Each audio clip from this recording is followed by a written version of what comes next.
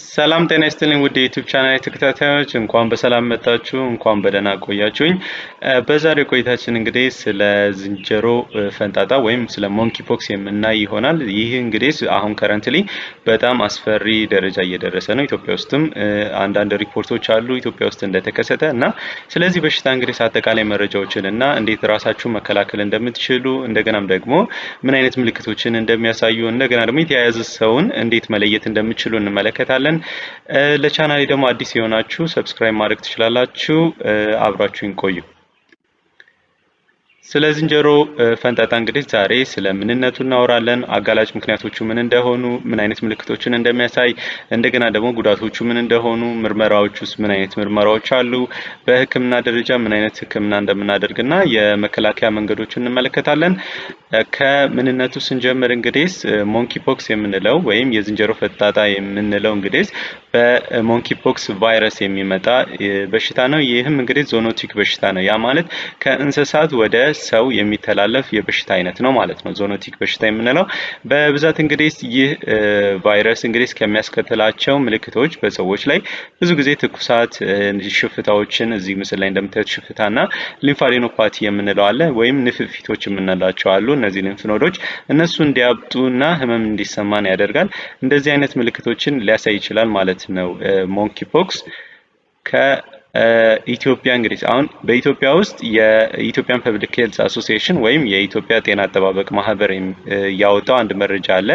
በግንቦት 23 2017 ላይ ወይም ሜይ 31 2025 ላይ በኢትዮጵያ ውስጥ እንግዲህ 6 የዝንጀሮ ፈንጣጣ ኬዞች እንደተገኙና ከእነሱም ደግሞ አንድ ሰው በዚህ በዝንጀሮ ፈንጣጣ ምክንያት እንደሞተና እንደገናም ደግሞ የመጀመሪያው ኬዝ የተገኘው ሞያሌ ኦሮሚያ ክልል ወይም በኬንያ ድንበር አቅራቢያ እንደሆነና ያም የተገኘበት እንግዲህ የ21 ቀን ህፃን ነው።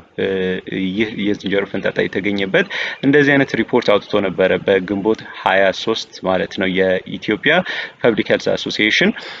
እንግዲህ የዝንጀሮ ፈንጣጣ ምን ያህል ሲቪር እንደሆነ የምታዩበት ነው። እስከ ሞት ድረስ የሚዳርግ እንደገናም ደግሞ እድሜ የማይመርጥ መሆኑን የ21 ቀን ጨቅላ ህፃን ላይ እንደተከሰተና እንደገናም ደግሞ ትላልቅ ሰዎችንም አፌክት እንደሚያደርግ ከዚህ መረጃ ማወቅ እንችላለን ማለት ነው።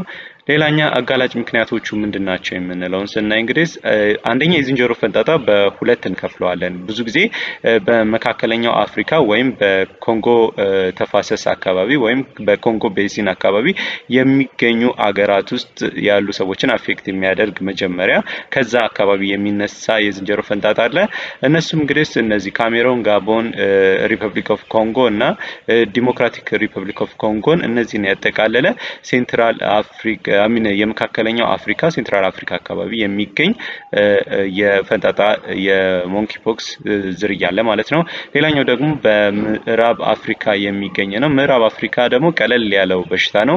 በመካከለኛው አፍሪካ የሚገኘው በዚህ መካከለኛ አፍሪካ የሚገኘው ከበድ ያለ ነው። እስከ ሞት ድረስ ሊዳርግ ብዙ ኮምፕሊኬሽኖችን እና ጉዳቶችን ሊያደርስ የሚችል ነው። በምዕራብ አፍሪካ ደግሞ ያለው ቀለል ያለው የዝንጀሮ ፈንጣጣ አይነት ነው ማለት ነው። እነዚህም እንግዲህ በናይጄሪያ፣ ጋና፣ ኮትዲቯር፣ ማሊ፣ ኒጀር፣ ሞሪታኒያ እነዚህ አካባቢ ይገኛል ማለት ነው። ከነዚህ አካባቢ ነው የሚመነጨው ማለት ነው። ስለዚህ ይሄ የሁለት አይነት የዝንጀሮ ፈንጣጣ አይነቶች አሉ ማለት ነው። ሌላኛው ደግሞ ምን አይነት አጋላጭ ምክንያቶች አሉ? አንደኛ ቫይረሱ ቅድም እንዳልነው ዞኖቲክ በሽታ ነው ብለናል። ዞኖቲክ ማለት ከእንስሳት ወደ ሰዎች የሚተላለፍ በሽታ ነው ማለት ነው። ያም እንግዲህ እነዚህ ከቫይረሱ ከተያዙ እንስሳት ጋር ቀጥተኛ የሆነ ግንኙነት የምናደርግ ከሆነ ወይም እነዚህ አይጦች ፕራይሜት የምንላቸው እነዚህ ዝንጀሮ ጦጣዎች ከነሱ በእነሱ ውስጥ ቫይረሱ ከተገኘና ከሰው ጋር ግንኙነት ካደረጉ ሊተላለፍ ይችላል። ያም ማለት እንግዲህ በዌስተርን አፍሪካ ብዙ ጊዜ ዝንጀሮ፣ አይጥ ምናምን የሚበሉ ሰዎች አሉ። እንደገናም ደግሞ የነሱ ፊሲሶች ሽንቶቻቸው እንደገና ደግሞ እነዚህ ሰገራዎቻቸው ምን ንክኪ ካለ ከሰውነታቸው የሚመጣ ከነከሷችሁ እንደገናም ደግሞ ከሰውነታቸው የሚመጡ እነዚህ ፈሳሾች ጋር ግንኙነት ንክኪ ካለ አንደኛ ለቫይረሱ የመጋለጥ እድላችሁ ከፍተኛ ይሆናል ማለት ነው።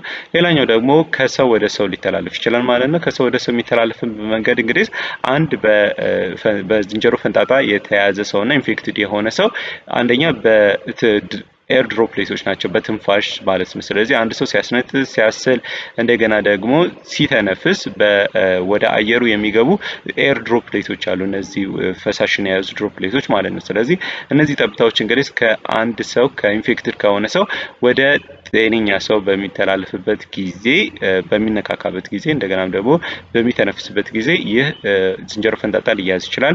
ሌላኛው ደግሞ የቆዳ ቁስሎች እነዚህ የዝንጀሮ ፈንጣጣ የሚያመጣቸው ራሾች አሉ ቁስሎች አሉ ሰውነት ላይ ቆዳ ላይ ማለት ነው። ከነሱ ፈሳሾች ጋር እንግዲህ ግንኙነት ከተከሰተ የዝንጀሮ ፈንጣጣ ሊያዝ ይችላል ማለት ነው አንድ ሰው። ሌላኛው ደግሞ የተበከሉ ቁሳቁሶችን ለምሳሌ አልጋ ልብስ የሚጠቀሙ ከሆነ አንድ ላይ ከተያዘ ሰው ልብስ የሚዋዋሱ ከሆነ ለዝንጀሮ ፈንጣጣ የመያዝ እድላችሁ በጣም ከፍተኛ ይሆናል ማለት ነው። ሌላኛው ደግሞ በሽታ ከተያዙ ሰዎች ጋር የሆነ አካላዊ ግንኙነት መነካካት እንደገና ደግሞ ወሲባዊ ግንኙነት ማድረግ ራሱ ለዝንጀሮ ፈንጣጣ የሚያጋልጡ አንድ ምክንያቶች ናቸው ማለት ነው መንገዶች ናቸው። ሌላኛው ደግሞ እንግዲህ በሽታ የመከላከል አቅማቸው የተዳከመ ሰዎች ልክ እንደ HIV በሽታ ያለባቸው ሰዎች የስኳር በሽታ ያለባቸው ሰዎች እና ኬሞቴራፒ ካንሰር እነዚህ አይነት መድኃኒቶችን የሚወስዱ እንደገና የካንሰር በሽታ ያለባቸው ሰዎች ማለት ነው የበሽታ የመከላከል አቅማቸው የተዳከመ ነው። በዚህም የተነሳ እንግዲህ በቀላሉ ለዝንጀሮ ፈንጣጣ ቫይረስ ኢንፌክትድ የመሆን ቻንሳቸው የመበከል ቻንሳቸው በጣም ከፍተኛ ነው። ከዛም ደግሞ ከተበከሉ በኋላ ደግሞ ወደ ሞር ሲቪር ወደ ሆነው ወደ መጥፎ ወደ ሆነው ኮምፕሊኬሽኖችን ሊያመራ ይችላል ማለት ነው አቅማቸው በጣም ከተዳከመ ማለት ነው። በእንደዚህ አይነት መንገድ እንግዲህ እንደ አጋላጭ ምክንያት ከአንድ ሰው ወደ ከኢንፌክትድ ከሆነ ሰው ወደ ጤነኛ ሰው ሊተላለፉ ይችላሉ ማለት ነው። ሌላው ደግሞ ምን አይነት ምልክቶችን ያሳያሉ ነው። ምልክቶች የሚያሳየው በሶስት እንከፍላቸዋለን። ኢንኩቤሽን ፔሪድ ብለን እንላለን። እነዚህ ኢንኩቤሽን ፔሪድ እንግዲህ መጀመሪያ ምልክቱ ከመከሰቱ በፊት ወይም በሽታ ከመከሰቱ በፊት ከ5 እስከ 21 ቀናት ሊቆይ ይችላል። ከ5 እስከ 21 ቀናት ማለት ነው ምንም ምልክት ሳያሳይ በሰውነት ውስጥ ቫይረሱ ገብቶ ምንም ምልክት ሳያሳይ ሊቆይ ይችላል። ከዛ በኋላ ፕሮድሮማል ፌዝ የምንለው አለ። ፕሮድሮማል ፌዝ እንግዲህ እነዚህ ትኩሳት ብርድ ማለት ጀነራላይዝድ የሆነ እንትን ነው የሚኖራቸው ማለት ከሌላ በሽታ የማይለዩበት ሁኔታ ነው የሚሆነው ማለት ነው። ስለዚህ እነዚህ ትኩሳት ብርድ ማለት ራስ ምታት የጡንቻ ህመም እና ድካም ሊሰማዎት ይችላሉ። ከዛ ደግሞ እነዚህ ሊምፋዴኖፓቲ የምንላቸው አሉ። እነዚህ እንትኖች አሉ ሊምፍ ኖዶች አሉ። እነዚህ ሊምፍ ኖዶች በሰውነቶቻችን ውስጥ ተሰራጭተው ይገኛል። እነዚህ ንፍፊት እንግዲህ በአማርኛው ካልተሳሳትኩ ማለት ነው ንፍፊት ብለን የምንጠራቸው ናቸው። እነዚህ ንፍፊቶች እንግዲህ ያብጣሉ እና ደግሞ ህመም ሊሰማቸው ይችላል ማለት ነው። ስለዚህ ይሄ የበሽታው አንዱ ምልክት ነው ማለት ነው። ሌላኛው ደግሞ ሽፍታ ደረጃ ሲደርስ ነው። በሶስተኛው ሽፍታ ደረጃ የሚደርሰው እንግዲህ እንደዚህ አይነት ሰውነት ላይ የምታዩቸው እንዲህ አይነት የሆኑ ቆዳ ላይ ሽፍታዎች ይታያሉ። እንደዚህ ከዛ ትንሽ ቆይተው የሚቆስሉ ማለት ነው። እንግዲህ ይሄ የሚከሰተው እንግዲህ ትኩሳት ከተጀመረ ፕሮድሮማል ፌዝ ከጀመረ በኋላ ከ1 እስከ 3 ቀናት በኋላ ሊታይ ይችላል ማለት ነው። ከዛም መጀመሪያ የሚጀምረው በፊት አካባቢ ነው። በፊት አካባቢ ጀምሮ ከዛ ወደ ሆድ ወደ እጅ እና ወደ እግር ሊሄድ ይችላል። እንደገናም ደግሞ መዳፍ የእጅ መዳፍንም እና የውስጥ እግርንም ጨምሮ ነው ሊከሰት የሚችለው ማለት ነው ይሄ የሽፍታው ማለት ነው። ስለዚህ እንደዚህ አይነት ምልክቶችን ሊያዩ ይችላሉ ማለት ነው በዝንጀሮ ፈንጣጣ ወይም በሞንኪ ፖክስ አንድ ሰው ኢንፌክትድ ከሆነ ከተያዘ በኋላ ማለት ነው። ምን አይነት ጉዳቶች አሉት ስንል እንግዲህ ብዙ ጊዜ አንደኛ የባክቴሪያ የቆዳ ኢንፌክሽን ሊከሰት ይችላል። ያ ማለት እንግዲህ አንዴ እንደ ሱፐር ኢምፖዝድ ነው ማለት ነው። ስለዚህ ቫይረሱ የሚያመጣው ሽፍታ አለ የቆዳ ሽፍታ ማለት ነው። ስለዚህ ያ የቆዳ ሽፍታ ላይ እንግዲህ በጣም እንትን የሚሉ ከሆነ ባክቴሪያዎች የሚኖሩ ከሆነና የሚዘምቱ ከሆነ የባክቴሪያ የቆዳ ኢንፌክሽኖች ሊከሰቱ ይችላሉ ማለት ነው።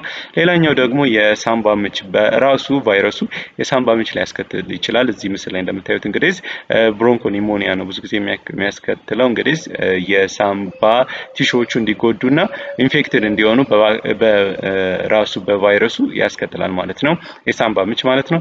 ሌላኛው ደግሞ የአንጎል ኢንፌክሽን ነው። ብሬን ኢንኬፋላይቲስ ሊያመጣ ይችላል ማለት ነው። ስለዚህ የአእምሮ ኢንፌክሽን የአእምሮ ውስጥ ያሉ አንጎል ማለት ነው ኢንፌክሽን ያስከትላል። በዚህም የተነሳ እንግዲህ ለብዙ በሽታዎች ልንጋለጥ እንችላለን።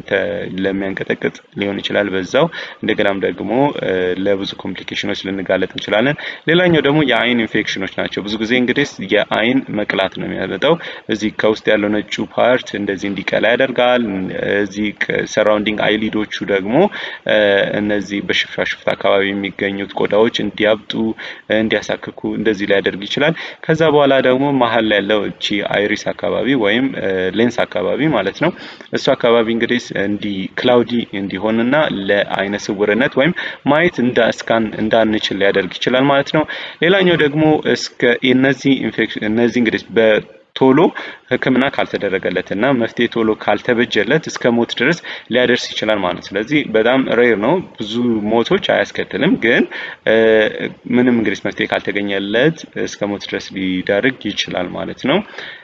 ምርመራዎቹ ምንድነው የሚለውን ስናይ እንግዲህ አንደኛው ክሊኒካላዊ ምርመራ ነው። ጀስት ታሪክ ነው የምንጠይቃቸው። ምን አይነት ምልክቶችን አሳይቷል? ትኩሳት አለ ወይ?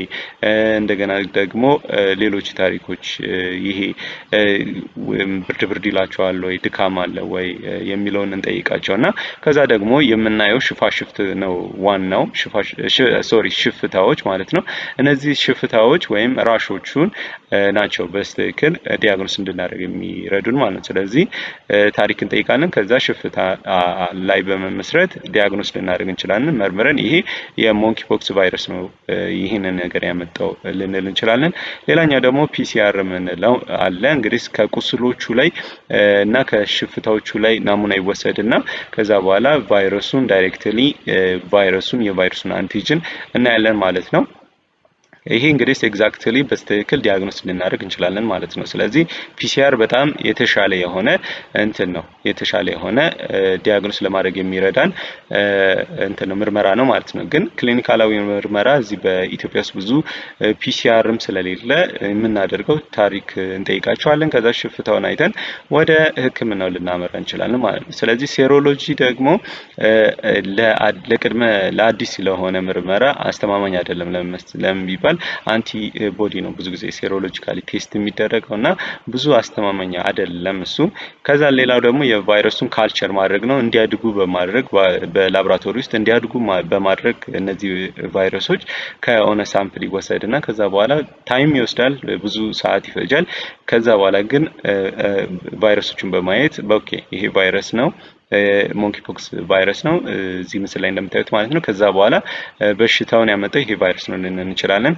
ሌላኛው ኤሌክትሮን ማይክሮስኮፒ አይተን እንግዲህ ኤግዛክትሊ የአካሎቹ ምን እንደሆኑ በማየት እንግዲህ የምንድነው የሞንኪ ፖክስ ቫይረስ ነው ወይስ አይደለም ልንል እንችላለን። ይሄኛው ብዙ ጊዜ ለምርምር ነው የምንጠቀምበት፣ ለሪሰርቾች ናቸው የምንጠቀምባቸው። ግን በዋናነት እኛ ክሊኒካላዊ የሆነ ምርመራ ታሪክ እንጠይቃለን፣ ሽፍታ መኖሩን እናያለን። ከዛ የሞንኪ ፖክስ አይነት ሽፍታ መሆኑን እናያለን። ከዛ በኋላ እንግዲህ ከቻልን ፒሲአር ነው ከቁስሉ ናሙና ወስደን እንግዲህ የቫይረሱን አንቲጅን እናያለን ማለት ነው። በዚህ አይነት ሁኔታ ልንመረምር እንችላለን ማለት ነው። ምን አይነት ህክምና ነው ያለው ስንል እንግዲህ በዋነኛነት እንግዲህ ሰፖርቲቭ የሆነ ትሪትመንት ነው ያለው። ሰፖርቲቭ የሆነ ማኔጅመንት ነው ያለው። ያ ማለት እንግዲህ ደጋፊ የሆነ እንክብካቤዎች ነው ያሉት። ያ ማለት ፈሳሾች እንሰጣቸዋለን እንደነዚህ አይነት፣ እንደገና ደግሞ ህመም ካለ ትኩሳት ካለ የነሱን እናክማለን ማለት። ስለዚህ ፈሳሾች ለሰውነቶቻቸው የሰውነታቸው ፈሳሽ እንዳይቀንስና የህመም ስሜት ካላቸው ልክ እንደ ፓራስታሞል እና የትኩሳትም እንደዚሁ ፓራስታሞል ልንሰጣቸው እንችላለን ማለት ነው። ሌላኛው ጸረ ቫይረስ ነው እንግዲህ እነዚህ በከባድ ሁኔታ ወይም ከፍተኛ ተጋላጭነት ባላቸው ታካሚዎች ነው ይህንን የምንሰጠው። እንግዲህ በራሱ ሊሚቲንግ ሊሆን ይችላል ማለት ነው። ይሄ በራሱ ሊተው ይችላል ቫይረሱ እና ሞንኪ ፖክስ። ስለዚህ በራሱ የማይተው አይነት ከሆነ በጣም ከባድ የሆነ ሁኔታ ውስጥ ከሆኑ እንደገናም ደግሞ ብዙ ኮምፕሊኬሽኖች ካሏቸው የጎንዮሽ ጉዳቶቹ በጣም ከፍ ካሉ ለነሱ ጸረ ቫይረስ እንሰጣለን ማለት ነው። እንደነዚህ አይነት የሆኑ ቴኮቪሪሜት የሚባል አለ። እንደነሱ አይነት የጸረ ቫይረስ እንሰጣለን። ቴኮቪሪሜት እንግዲህ በመጀመሪያ የሚሰጥ ጸረ ቫይረስ ነው። ስለዚህ እንደነዚህ አይነት ጸረ ቫይረስ በአንደኛ ደረጃነት የምንሰጠው ነው ማለት ነው የጸረ ቫይረስ መድኃኒት። ሌላኛው እነዚህ ሲዶፎቪር እና ብሬንሲዶፎቪር የምንለው አለ።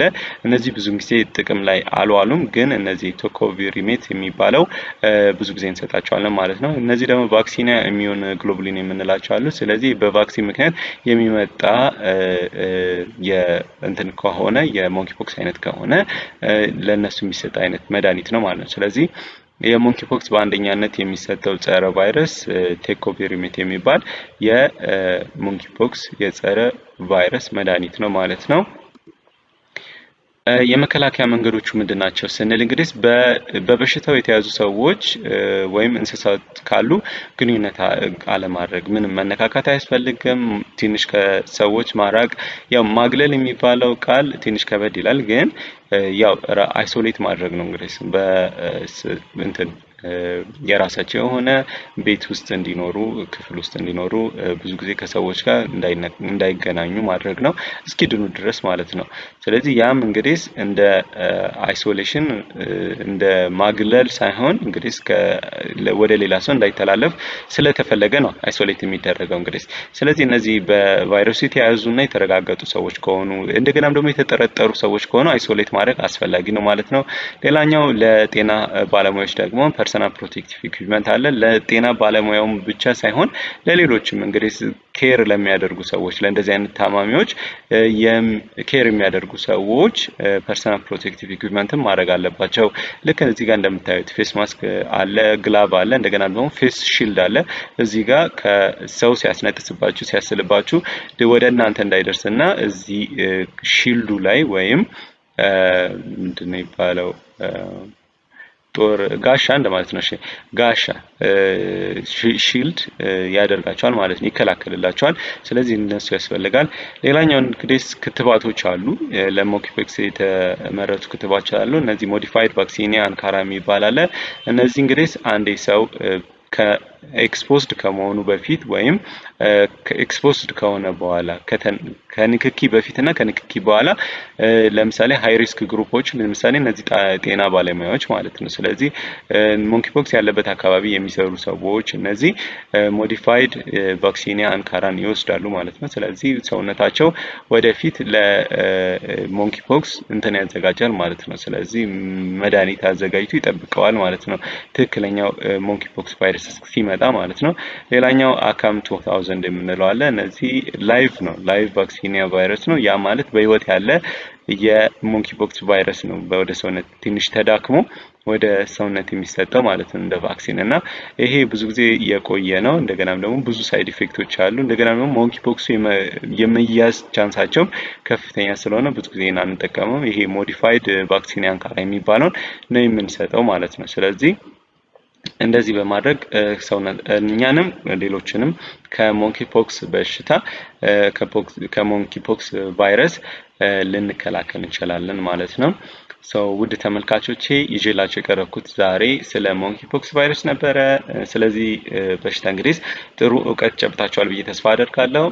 በሌላ ቪዲዮ እስክንገናኝ ድረስ ላይክ፣ ሼር እና ሰብስክራይብ አድርጉ። ይጠቀማል ለምትሉት ሰው ሼር አድርጉ። አመሰግናለሁ። መልካም ጊዜ ይሁንላችሁ።